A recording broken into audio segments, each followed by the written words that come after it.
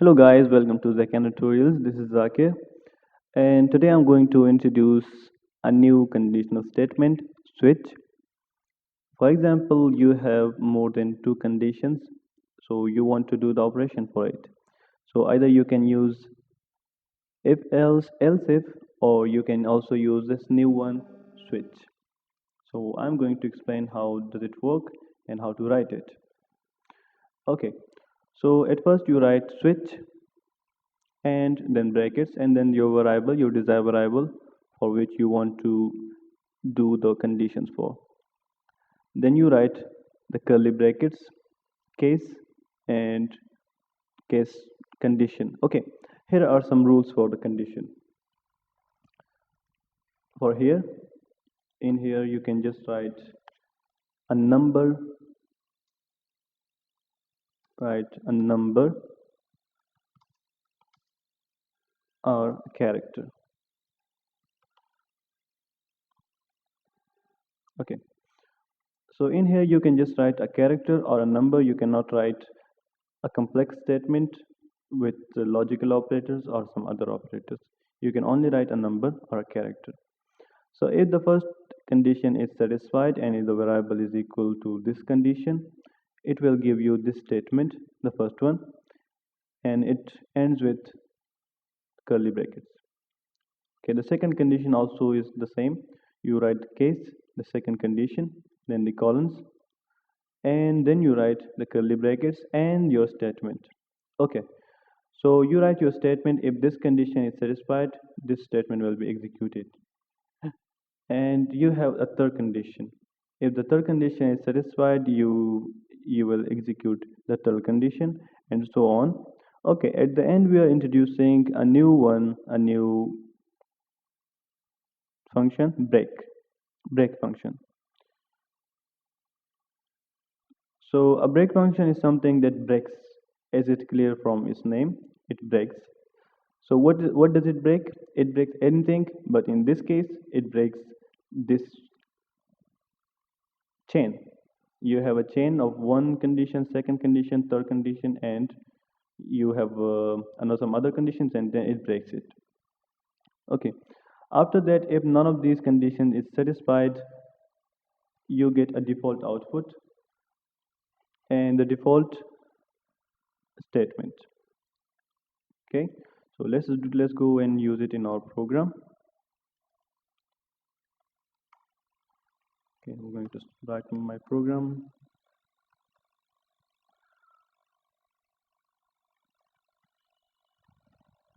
Okay, so in this program, in this tutorial, I'm going to write my schedule, my classes from Monday to Thursday. At what classes do I have from Monday to Thursday?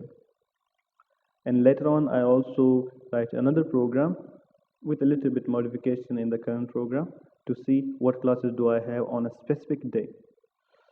Okay, so let's define the integer type, the data type, which is integer. I'm going to use variable day. The user will get a text on its screen.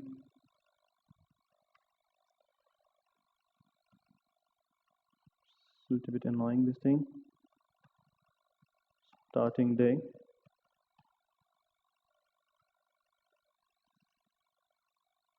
Okay, so the user will have to write a number because the data type is a number. So 1 for Monday, 2 for Tuesday, 3 for Wednesday, 4 for Thursday. So whatever the user will write, I will store this value in a variable. Okay, so what is data type? The data type is integer. So I'm writing %d. I will store this value in this variable day. Now here's the main part. We are writing our switch. Okay, here is the part where you write the variable, and the variable is day. Okay, now you write here your cases. So the first case is if the input value is 1, so what will you get? The user will get printf, the user will get physics in the new line character, and copy the same thing because I'm lazy.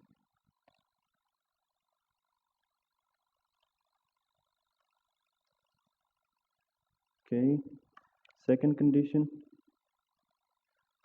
and it should be chemistry or some other subject, it doesn't matter.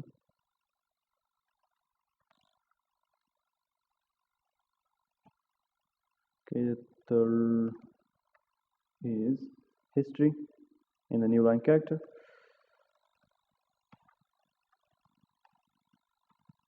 History, okay.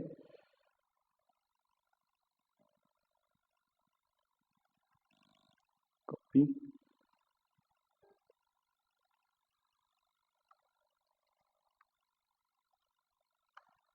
4 for Thursday, and this is gonna be geology. Okay. And as I said, we will write break statement at the end of our last condition. It means it's breaking this whole chain. And later on, you will know why do we use break. Default. And I'm going to write printf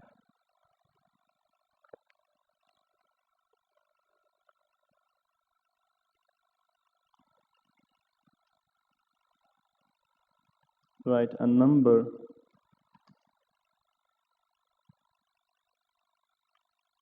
from 1 to 4. Okay, so this is our default statement, and I'm going to finish my program with the return value, return 0. Okay, so let's go to this thing once again. So the user input a value, I store the value in this variable. After that, we apply our conditional statement switch, which is the variable is day.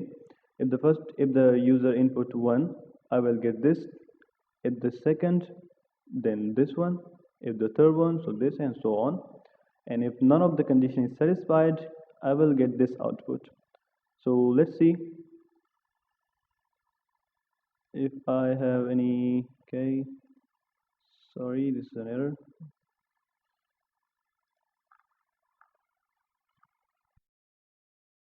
Sorry guys, we had to pause for a while because my laptop crashed in the same program. So here, let's run it. Okay, starting day. What do I have to write here? I have to write a number. So let's write number 1. And I got from Monday to Thursday, I have classes physics, chemistry, history, and geology. What classes do I have from Tuesday to Thursday?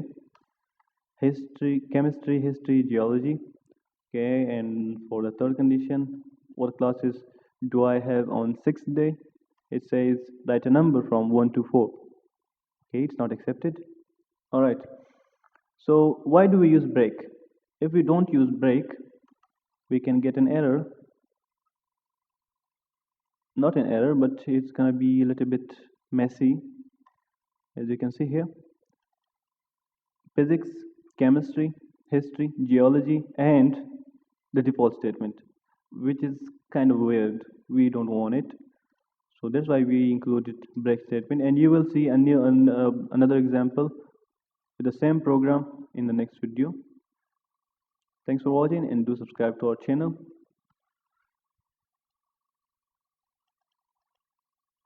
Okay.